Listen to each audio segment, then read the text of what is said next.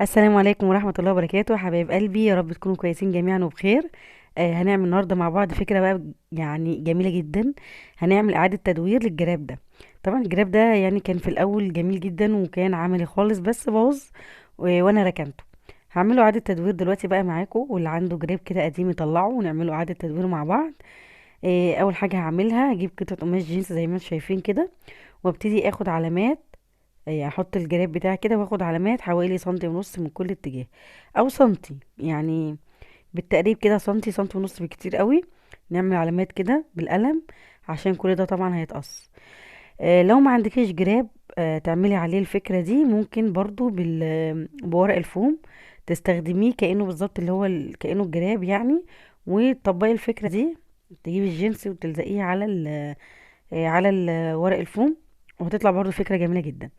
الناس اللي لسه ما اشتركتش عندي في القناة، يا ريت بقى اشتراك ولايك وشير.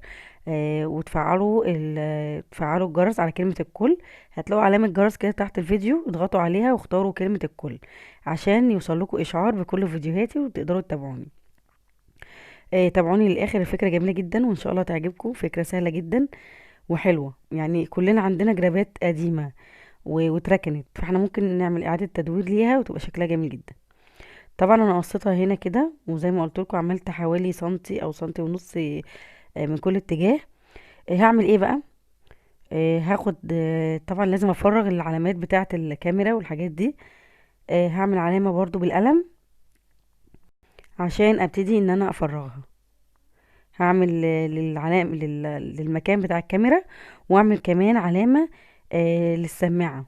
تمام، ده لازم نعملها عشان ما نلزقهاش وبعد كده نرجع نحاول نفرغها، يبقى الموضوع صعب. تمام. طبعا انا عملتها هي بالشكل ده، فرغت من هنا وعملت برضو المكان بتاع السماعة. الفكرة جميلة جميلة جميلة، انا خلصتها وطلعت حلوة قوي. باستخدام بقى النقاط هنعمل ايه؟ هنعمل نشد كده الخيط. انا محتاجة ان انا اعملها من كل الاتجاهات. يعني اعملها كده اشيل منها الخيط، يبقى شكلها حلو قوي. زي ما انتم شايفين انا بس بعمل بالمنقاط كده، اطلع بس الفتله وبشدها بايديا. الموضوع سهل خالص خالص خالص. زي ما انتم شايفين كده، بصوا. انا مجرد ما بنشيل الفتله خلاص، مجرد ما نطلع حرف الفتله الباقي بصوا بيبقى سهل، الفتله بتتكر معانا للاخر. شفتوا عملتها ازاي اهي؟ بس هكمل برضو عليها.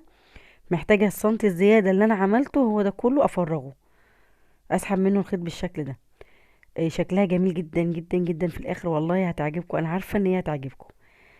عايزه بقى تعليقاتكم اللي بتشجعني يا جماعه، يعني بلاش تتفرجوا على الفيديو كده وتمشوا من غير ما تحطوا لايك الحلوه، من غير ما تحطوا تعليقاتكم يعني. مين هيشجع؟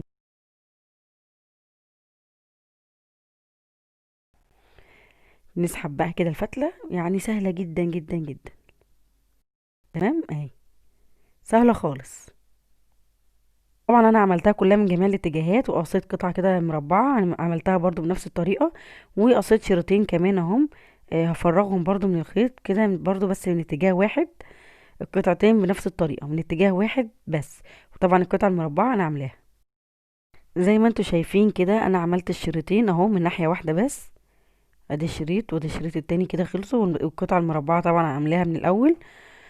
وعندي هنا بقى حاجة اساسي لازم تتعمل، اعمل كده بالولاعة القطعة الجزء بتاع الكاميرا، عشان ما يجيش بعد كده الخيط ده ينسل منه. حاجة بسيطة خالص، مجرد ما اتلسعت كده خلاص، كده بقت امان بقى، مش هتكر معايا تاني. اجيب بقى الجراب اهو، وابتدي ان انا الزق بقى. واخلي بالي طبعا كل ده هيتلزق بالشمع. اخلي بالي ان هي تبقى مظبوطه بالظبط، القطعه بتاعت الفتحه دي بتاعت الكاميرا. اظبطها بالظبط عليها، فهحط الجراب بتاعي كده، واول حاجه هلزقها واحط عليها الشمع، يعني الجزء بتاع الكاميرا، عشان اضمن ان هو يتلزق كويس قوي. ده اهم جزء طبعا. وابتدي طبعا من الجناب والقطعه ومن النص كده برضو، ان انا احط شمع كده كويس، حبة شمع كده حلوين عشان يلزقوا كويس. وابتدي برضو الناحية التانية افردها كده خالص، واحط برضو من الناحية التانية عند المايك كده او السماعة، ونبتدي نظبط الدنيا كده بقى ايه، نحط شوية شمع حلوين، ونلزق جامد بقى، نضغط جامد عشان تبقى كويسة.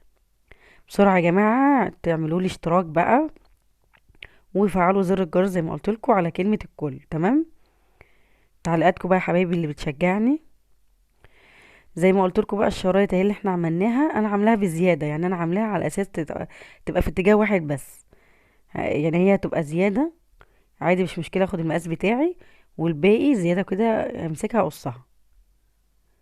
اهي نقصها كده عادي جدا، مفيش اي مشكلة. اهي. طبعا التزيين انا قلت لكم كتير قوي، التزيين ده حاجة بقى ايه، يعني انتوا وذوقكم. يعني ممكن نسيبه الجراب كده خلاص، بمجرد ما تلزق عليه القطعة الجينز وخلاص. بس انا حبيت ان انا اجملها شوية، ان انا ازوقها كده برضو بالجينز. ممكن انتوا بقى تزوقوها بخرز، استراس، الماس، اي حاجة عندكم يعني. التزيين ده بقى اذواق. انا حسيت ان هي كده يعني اجمل، فعملتها كده. انت بقى يا حبيبتي، انت وذوقك، وكل واحد وذوقه بقى يزين زي ما هو عايز. تمام. ممكن ان احنا نسيب الكفر بقى كده خلاص، شكله بقى تحفة وجميل جدا، وشكله كده يعني، وبصراحة عملي جدا، عملي جدا. شكله حلو قوي، بصوا اهو، جميل قوي. ممكن نسيبه زي ما هو على كده، وممكن نعمل فيه اي فكرة تاني اضافي، هتبقى حلوة برضو. بصوا الجزء بتاع الكاميرا لما اتعمل بالولاعة بقى جامد ازاي، مش هينسل خالص خالص معانا. وزي ما قلت لكم، احنا ممكن نسيبها زي ما هي كده، شكلها جميل قوي. او ان احنا نحط اضافه كمان عليها، ان احنا نعملها بتتقفل. نعملها بسكوتش كده تلزق، وتبقى شكلها جميل قوي.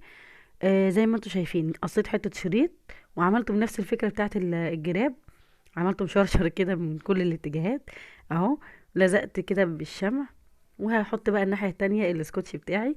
زي ما انتم عارفين، بنحط الناحيه اللي هي الخشنه من فوق اهي، بس بحطهم على بعض كده عشان تلزق كويس، وابقى ضامنه ان هما الاتنين يبقوا قدام بعض بالظبط.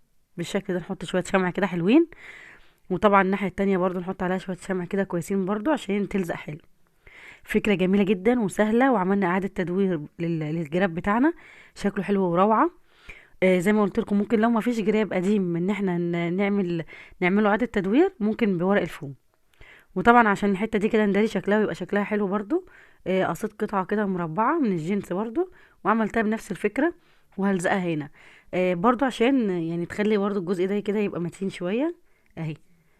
شكله تحفه بجد، انا يعني عجباني اول الفكره دي، وشكلها جميل قوي، وما خدتش معايا وقت زي ما انتم شايفين.